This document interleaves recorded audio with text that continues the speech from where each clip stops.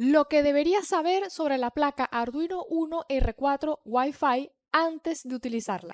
En este video veremos las características de esta placa comparándola con su antecesora que es la Uno R3. Y al final del video veremos otra serie de características que, si bien están en su hoja técnica o datasheet, no son tan evidentes y está bueno explorar para sacarle el máximo provecho a esta placa. Déjame en los comentarios tu opinión sobre esta placa, si la conocías, si la has utilizado y si la incorporarías a tus proyectos.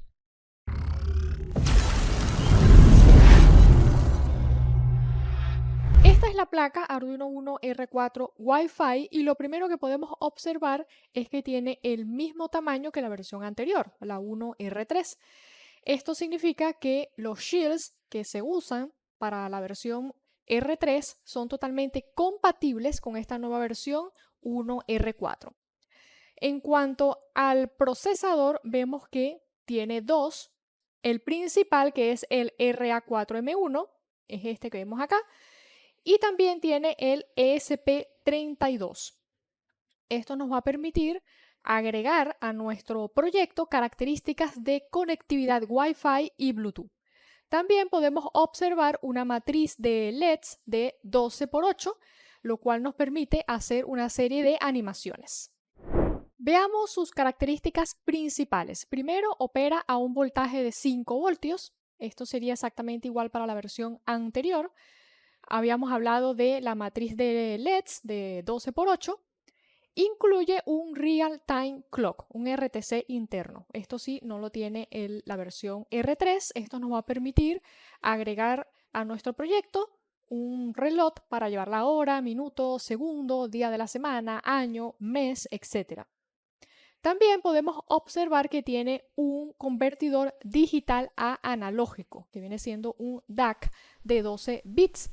Esto no lo tiene la versión R3. También tiene la capacidad de emular un HID. HID es un dispositivo de interfaz humano, lo cual indica que se puede comportar como un ratón o nuestro teclado al momento de conectarlo a la PC. Veamos la tabla con las características técnicas. Tiene la misma cantidad de pines digitales para entrada-salida que la versión R3, la misma cantidad de entradas analógicas.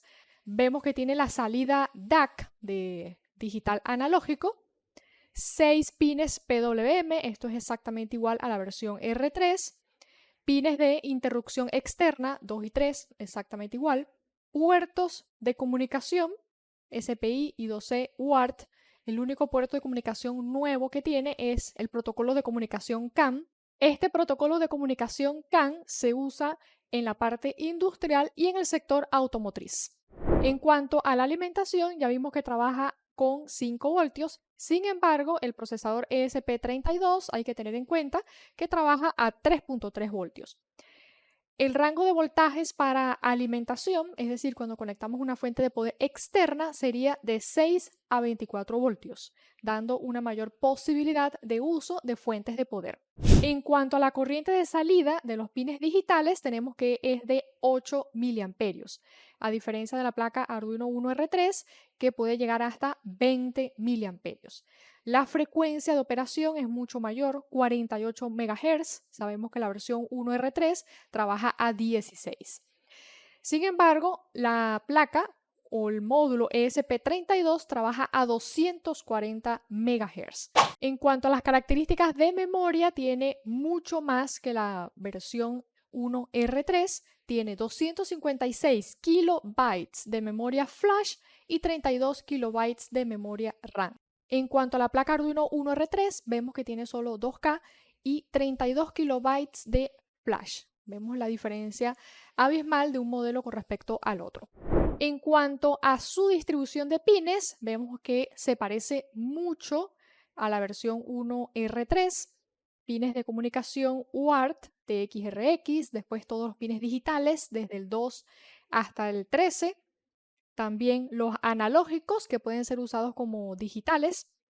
Veamos las diferencias con respecto a la versión anterior. Bueno, el pin de DAC, que no lo incluye la versión anterior. Vemos que incluye un puerto para comunicación I2C. Sin embargo, acá muestran una advertencia y es que este voltaje, este pin de salida de voltaje es de 3.3, no de 5. Vemos que tiene los pines SPI. Estos pines SPI están conectados con este procesador, el A4M1.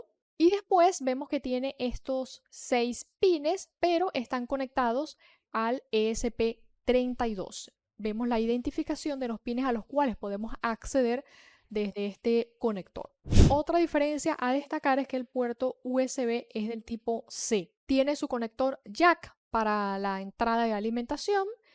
Tiene estos 3 pines que vemos en el lateral izquierdo, que es para apagar la placa, un pin de tierra, y después tiene un pin de entrada de voltaje para conectar una batería que se conecta a la entrada de voltaje del RTC. Esto sería para que quede almacenado la hora previamente configurada a pesar de que apaguemos la placa.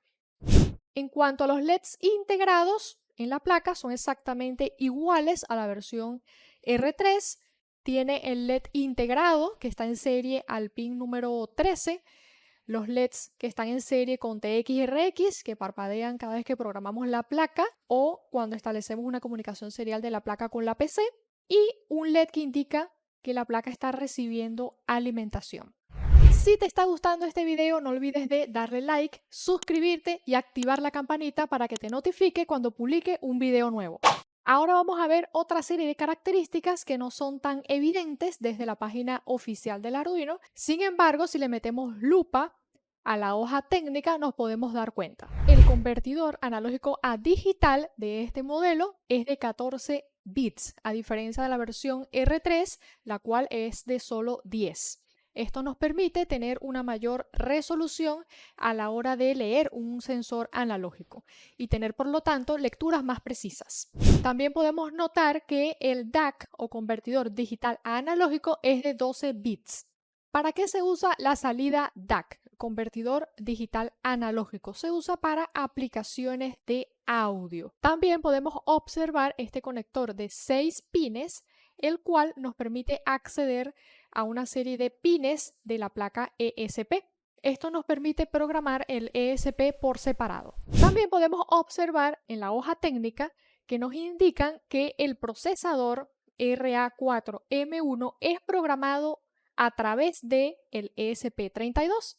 Ahora bien, si a través de este switch selector podemos programar directamente el procesador RA4. ¿Cómo podemos hacer eso? Soldando el pad SJ1. ¿Cuál es este pad?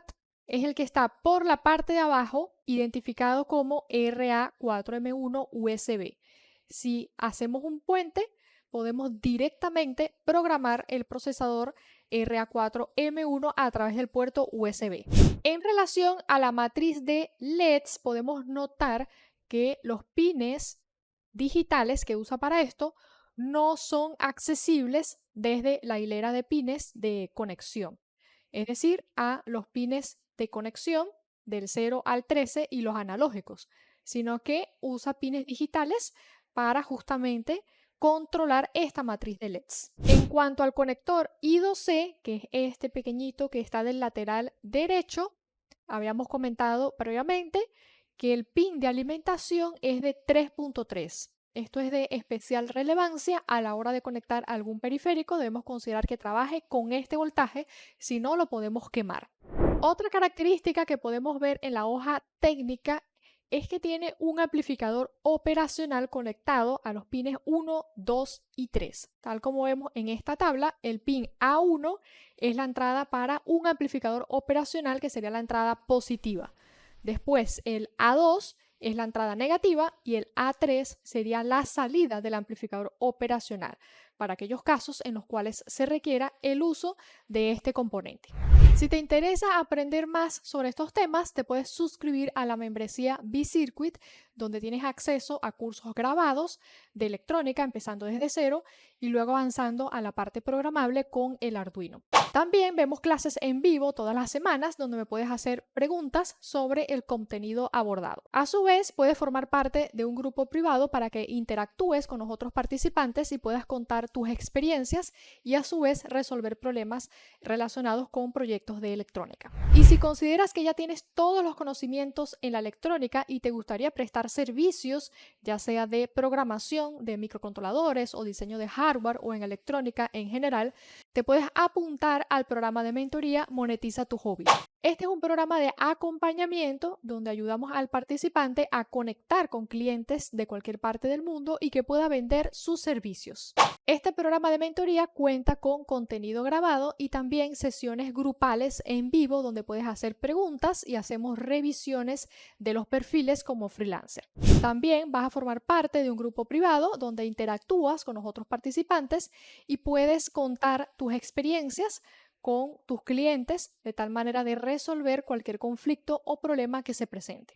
En cuanto a mi opinión sobre esta placa, si bien es más costosa que otros modelos de placa que incluyen el procesador ESP32, tiene características relevantes que lo hacen interesante para la aplicación y uso en nuestros proyectos de electrónica. Si ya vienes acostumbrado a trabajar con la versión 1R3, se te va a hacer mucho más fácil avanzar con el desarrollo de proyectos con este modelo de placa. También hay que destacar que a nivel de hardware es totalmente compatible con los shields o escudos que son compatibles con la versión anterior 1R3. Particularmente me parece sumamente interesante que incluyan en esta placa un procesador como lo es el ESP32, el cual te permite establecer conexión Wi-Fi y Bluetooth para tus proyectos. Así que en los próximos videos estaremos abordando o realizando proyectos con este modelo de placa. Déjame en los comentarios qué proyecto te gustaría desarrollar con esta placa. Mi nombre es Kathleen y nos vemos en un próximo video. Chao.